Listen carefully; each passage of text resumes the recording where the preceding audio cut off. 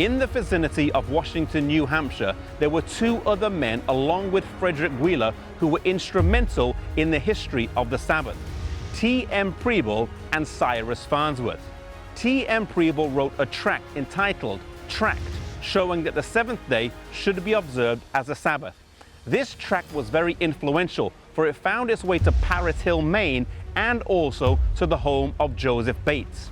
Bates read it and was convinced of it, but wanted to investigate further.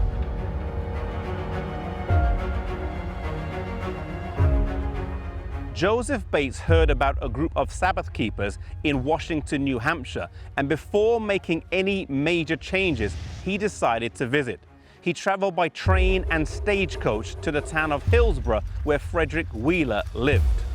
Despite arriving at 10 p.m., he was invited in and said that he wanted to look at every argument in the Bible in favor of the Sabbath.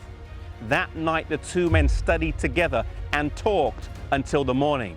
Joseph Bates took notes, and in the morning, they both knelt to pray and committed their lives to preaching on the Sabbath truth.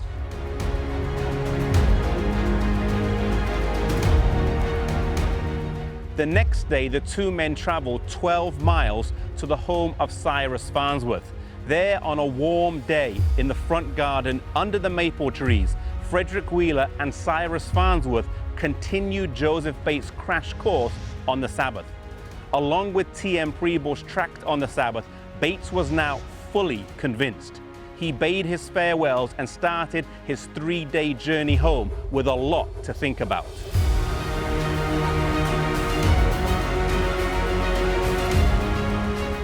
Arriving back in Fairhaven, he was walking home from the train depot when he met his neighbor, James Madison Monroe Hall, as he was crossing the bridge from New Bedford to Fairhaven. Bates was greeted with the question, "What's the news, Captain Bates?" To which he responded, "The news is that the seventh day is the Sabbath." After a short conversation, Bates arranged to meet with Mr. Hall and the other Advent believers to study this subject out. By the next Sabbath, Mr. Hall was a Sabbath keeper and his wife the week after. Bates would be instrumental in the adoption of the Sabbath by the disappointed Adventist. He had a special burden to teach on this subject, and the tracts he wrote would be instrumental in convincing many people, in particular James and Ellen White.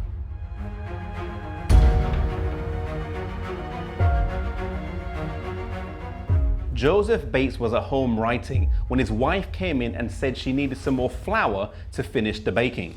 He went down to the shop and used all the last money that he had to buy 4 pounds of flour. His wife Prudence was very upset. Firstly, that he had used all the money that they had, and secondly, that he only had enough to buy 4 pounds of flour. She asked him what he was going to do, to which he responded he was going to write a book on the Sabbath and spread it to the world. About half an hour later, he was impressed to go to the post office, and when he arrived, there was a letter for him. He didn't have enough money to even pay for the postage, but asked the postmaster if he would open it.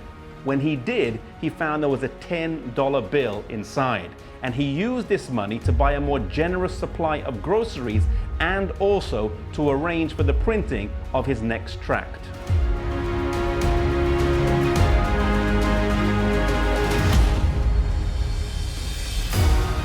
Within a few years, this truth on the Sabbath would grow remarkably. In 1848, there were 6 major conferences on the Sabbath, with Bates presenting at most of them.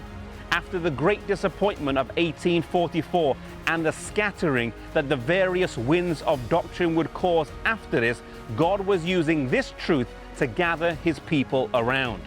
Proverbs 4 verse 18 says that the path of the just is as a shining light that shines ever brighter unto the perfect day. God was slowly leading his people back to a full understanding of his word. May we follow God as he leads us day by day and step by step.